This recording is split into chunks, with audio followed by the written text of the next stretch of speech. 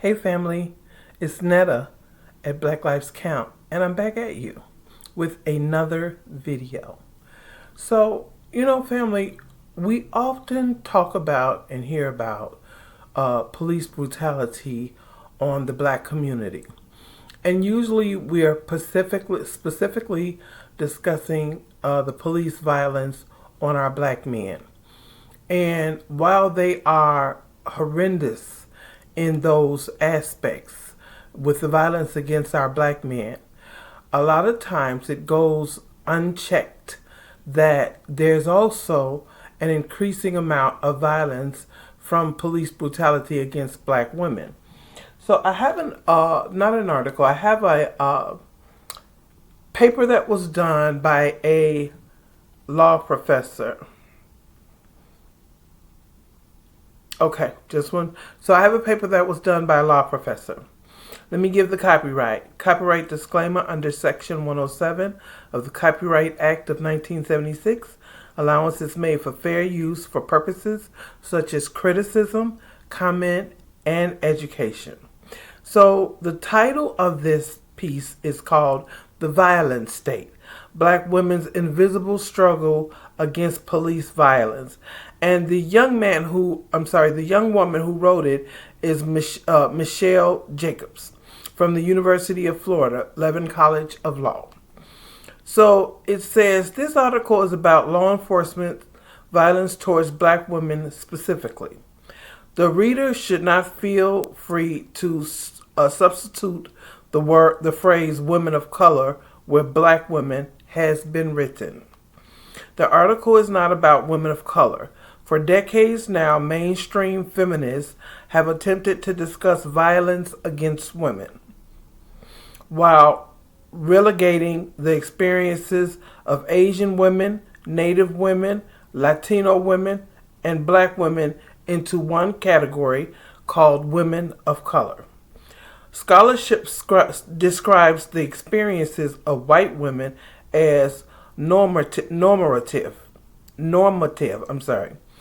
All other women experiences are subsumed in those. For over 20 years now, the data, when you can find data specifically about non-white women, consistently shows that the communities of non-white women do experience violence both at the hands of the state as well as at the hands of the inmates, but that violence manifests differently in each. Let me start that back over. White women do experience violence both at the hands of the state as well as at the hands of intimates, but that violence manifests differently in each community.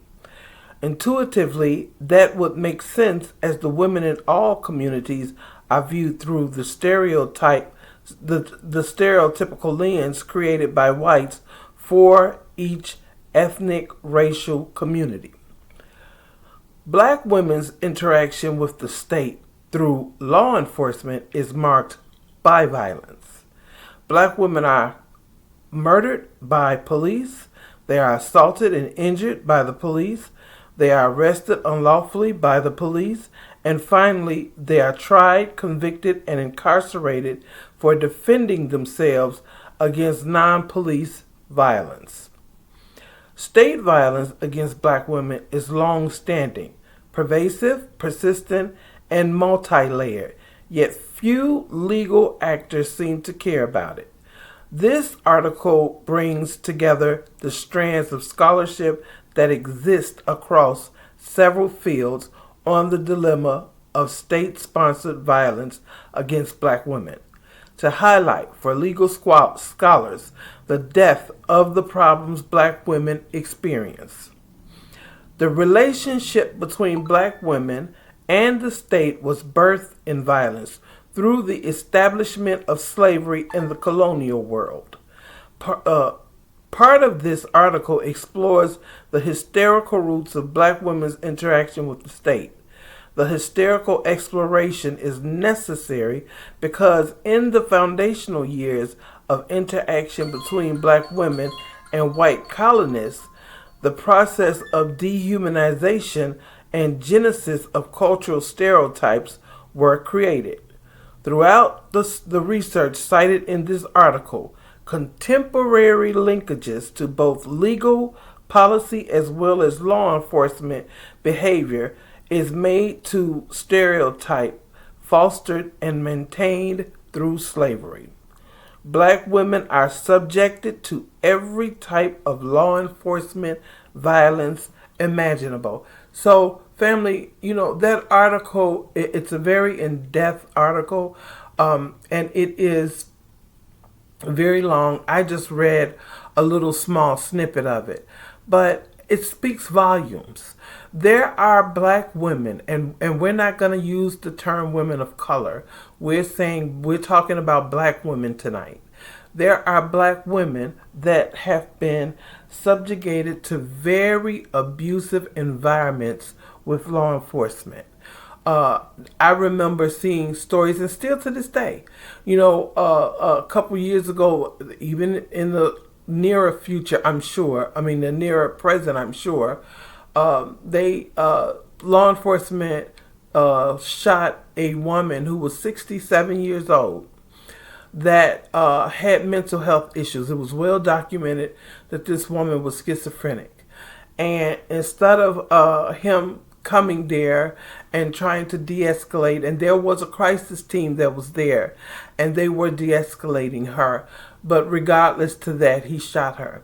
And the same thing with Sonia Massey, and so many other women. I've seen stories where police have stopped women, older black women in their 50s and 60s, and roughed them up, on the side of the road and stuff. It is escalating very fast, just as the article mentioned that. So, that's something as black women I think we honestly need to do. But see, these politicians, these so-called Democrats and so-called Republicans, they're not looking to put any policies in for black people, period. Black women or black men. Yet black women and black men are their base for the Democrats anyway. Voters. And this is why until black people see policy, and so many people want to criticize black people for asking for policies. Until we see policies that benefit our communities, I say we stop being the base voters for, whoever we are the base voters for, which at this point in time is the Democrats. Because our people are out in the streets dying. They are being slaughtered. They are being arrested for crimes they didn't do. And they are being mistreated and mishandled.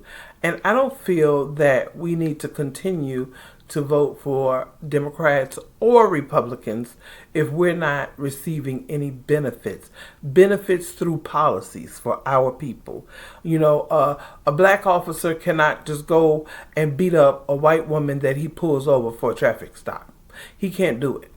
So a white cop shouldn't be able to put his hands on pedestrians or citizens like that either. It should be no reason to do it.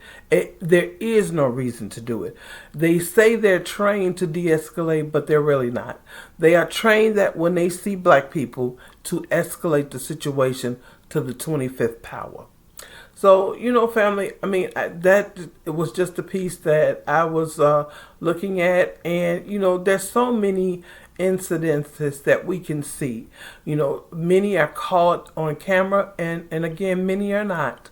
There are some that are gone unreported, and the victim just suffers in silence.